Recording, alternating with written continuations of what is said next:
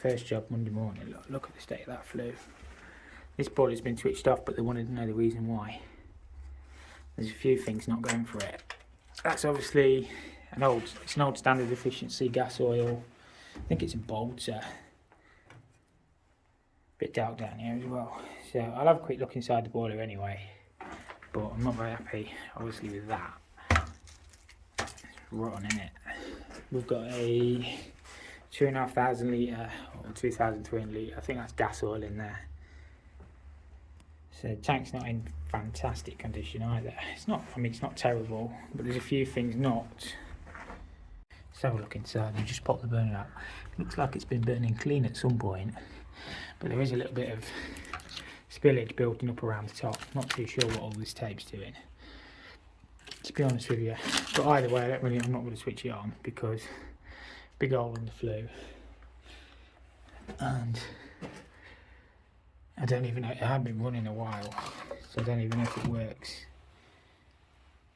to be honest with you. If you've not seen one of these before, this is a drop weight 5 valve, so that's like a fuse which melts, and then obviously if that melted it would drop the string and then turn the oil off on this side. That's the theory behind it. They're pretty outdated. Most of the time you try and interlock them into the fire alarm systems now. But yeah, it's all looking pretty crispy down here, to be fair. I don't know if that's got another. I think all they've done, that's the original boiler flue, and they've shoved the new. Is it twin wall? I don't know. That's not twin wall. They've just shoved the new flue inside that, and it's obviously rotted. Right off. Let's just move this out of the way. Hard to get a shot in it. Yeah, that's straight into the chimney now. So imagine that other flue pipe and somewhere there, which is not the best anyway, is it? But yeah, not brilliant. It's a bit dark in here, but what I'm going to do is drain it down so it can't be fired and make it safe in the boiler room. I'm going to try and get that valve off, but I've just turned that one off for a second. The vent loops over the top and then back down because the tank's not very high. But obviously at some point it's had a new cold feed. That would have been the old one. And then the cold feed runs, well, they just fed it into here. So we've got that off anyway. I'm going to try and get that off as well. But we'll have a look back down in the basement. Looking at this beast, I think it's actually been on fire at some point. It's all melted, the plastic. I think what's happened, the flames have been coming out the sight glass. See, the sight glass is broken, actually popped forward. And it looks like this has been heat damaged, even around the side. Around here it's scorched. The light is terrible in here. You see, it's not looking great. At the back, I mean, the flue wasn't even connected anyway, it's just held together with tape. This was just full. So it's not looking good for this boiler, to be fair. It needs some work. See, what they've asked me to do is drain it down to obviously make it safe. And what I'll do is I'll cap this oil line off here. I know with oil we haven't got a lot of power to do anything, but I've got the customer's permission. And yeah, we'll go from there.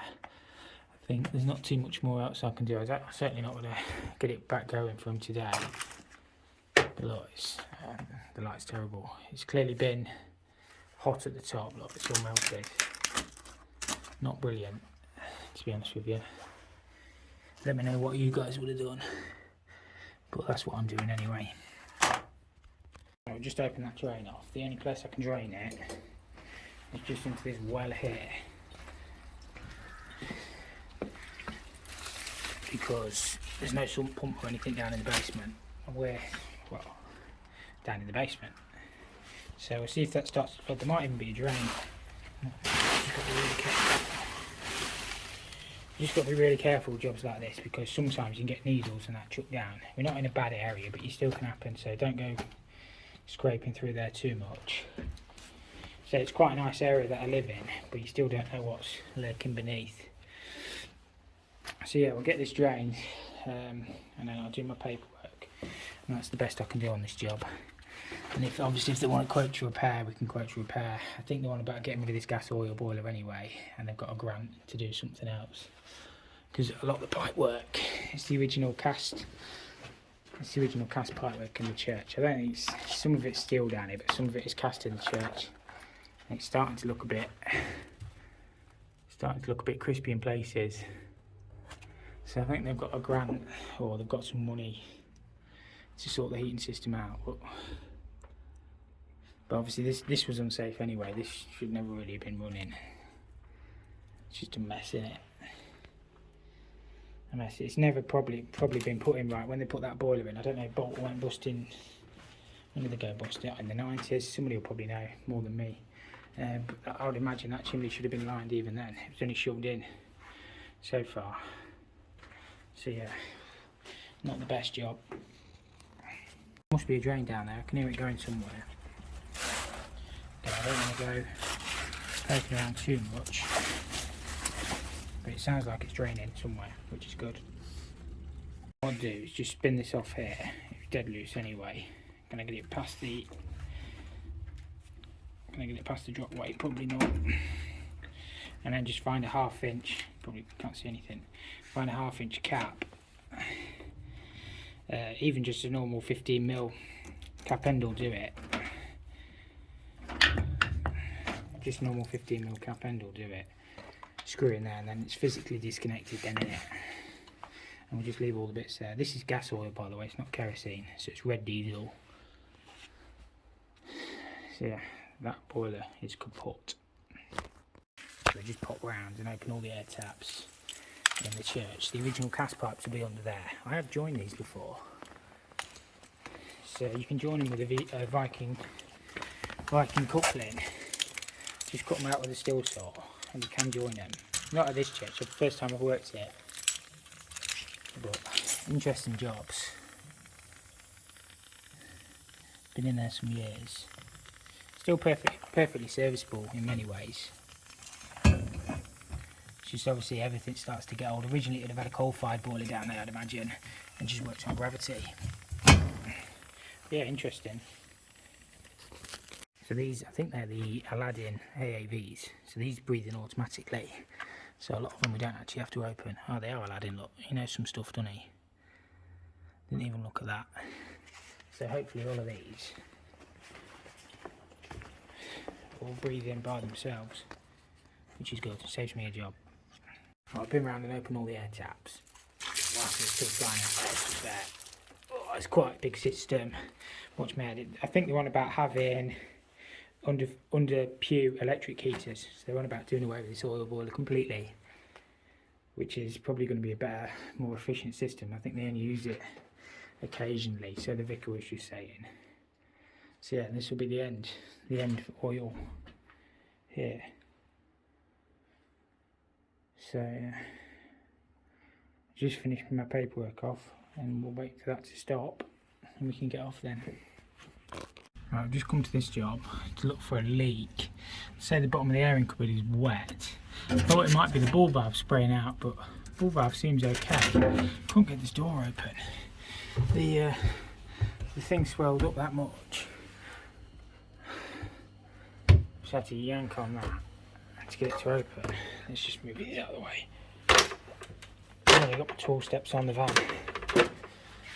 But they say it's wet in the bottom, but I can't see where it's leaking. Checked all at the bottom of the cylinder. I've replaced quite a few in these flats, these Vortex. Just with a little tank on top and then a direct cylinder. I just can't see where it's leaking. Another lad came out the other week and couldn't find it either. Just feel a little bit damp. I don't think it'd be on that steel. It's there, there's a bit of water on there. What is that pipe?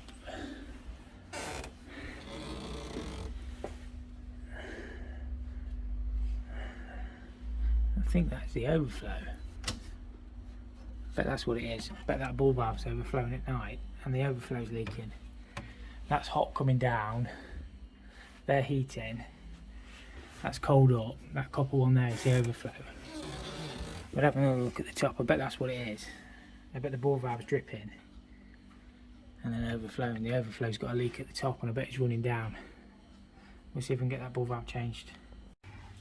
Yeah, I think that's what it is. I think that ball valve is overflowing, a bit hard to get to. So hopefully I can just get away with changing that ball valve or just rewashing it, and that'll sort it. And I'll try and tighten that connection up. It's not leaking a lot, but it's just up to the connection, you see. But yeah, all a bit tight in here. We'll get that sorted. I'll see if this stop tap works. If not, I've got to turn the whole block off. I think normally these are alright in here.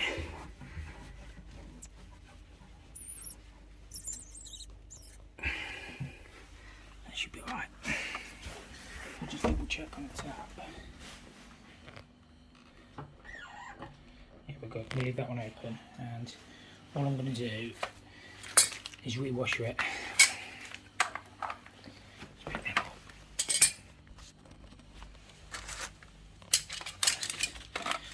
Oopsie daisy.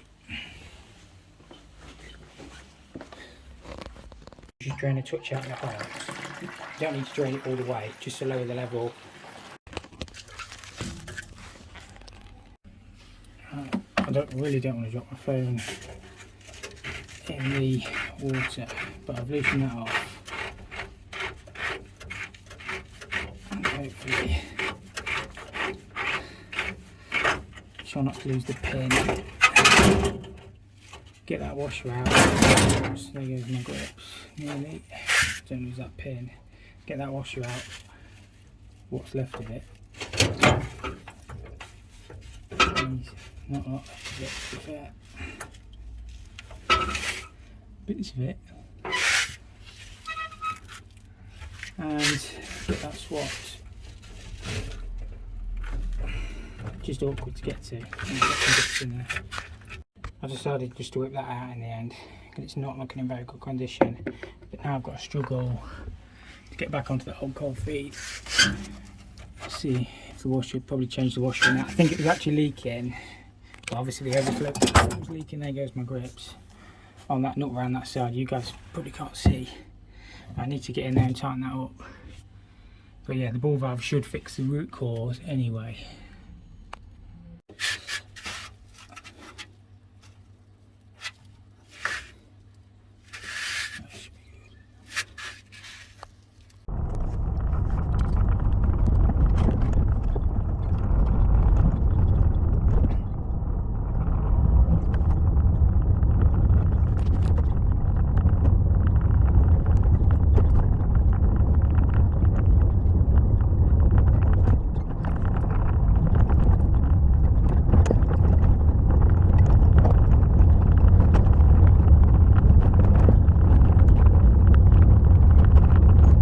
Right guys, back on this one today.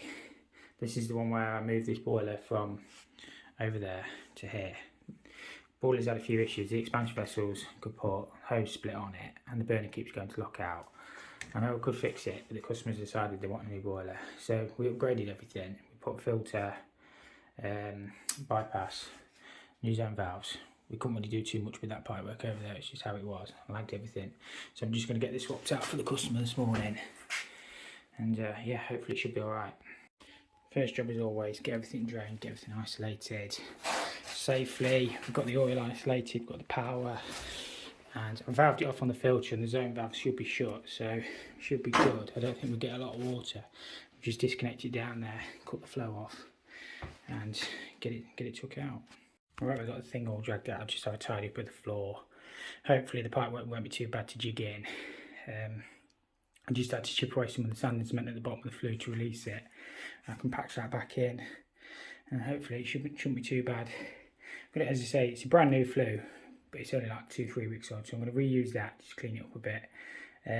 Obviously we already put the new filter on, so yeah, it shouldn't be too bad, this one. The worst bit is just struggle to get the boiler like up some stairs. Not too many steps, but thank God that's in there. This is like my second oil boiler this week. I took our heat slave out, not yesterday, the day before, and it damn near killed me. But look at these, aren't too bad. I think these only weigh like 110, whereas the heat slaves are close to 200. What are these? Oh, these are 114. Not too bad. You can just about manage these on your own, but I really did struggle with the heat slave. So worst bit's in, worst bit's over. So I'll get this fitted, and yeah, crack on. On these boilers, we've got flow, return, that's obviously our flue, take that bracket off. The PRV, condense comes out this side onto that rubber bung, and then oil line just goes in this side. So it shouldn't be too bad, this one. Obviously expansion vessel at the front, very similar to like a gas systems boiler, pump at the bottom. So yeah, not too bad to fit, to be honest with you. I know some people slate Worcester. I quite like them. They're not too bad, especially the oils. So yeah, we'll get this one plumbed in and hopefully it should be fine. Always remember to put your flue damper before fitting the boiler. It just makes life so much easier. I just need to patch up back around that flue. And then flow and turn, PRV condense will be a doddle. Obviously that external trap will come off. We left it off the wall because they're on about boarding that out, but we only do what we're told. So connect that back in there. Fill it, we just have to take across this time because obviously there's no drain off tap connection on that side, but that'll be easy enough. And yeah, should be fine. I've got the flow and return connected in. I've still got to do the PRV, but we'll fill up now anyway. So that's how the pipework went. I just got to lag that. I put a bleed valve at the top so I can bleed the flow out the boiler and I can bleed through my fill loop. Still got to make good round the flue and then just lag that, wire it, condense and PRV. That should be good. Flue got a little bit scratched, but the lid will cover that anyway. It's not detrimental to the flue, so it should be good. Pull that up to 1 bar and it should be good. Right, I just stuck it up. I always put it on hot water just for a start. So the hot water zone valve opens just to get all the air out of the system. I find it easier to bleed it through the coil. So it'll take a while to warm up again. I've just got the, technically I should have done the condense first, but I've just fired it up. Just got that condense to connect back in. PRV's all connected in, down that side. So we're getting there. Just then lag the pipes and stuff. Probably that hole needs filling in, doesn't it? That wasn't there when I was here last time, I don't think. I popped some sand and cement in that hole because it's within 600 of the flue. I don't know what went out there. A waste pipe, I think. Probably a waste pipe for that basin. But they're sorting all them pipes out. I don't know what they're doing with them, to be honest with you. I'm just here to do the boiler. So I'll make sure that hole's filled in and it should be good. Right, I'm just setting it up to manufacturer's instructions. I filled the condense trap up. I already checked the pump pressure, the first thing I always check. And then I'm just setting the CO2s on the analyzer, so we are on that one. So we've got 0.4 nozzle, we need our CO2s at 11.5, so it's slightly high, so generally, what is it, excess air, if you get your excess air to about 34%, so just to turn more air, that'll bring the CO2s up a little bit, sorry, down.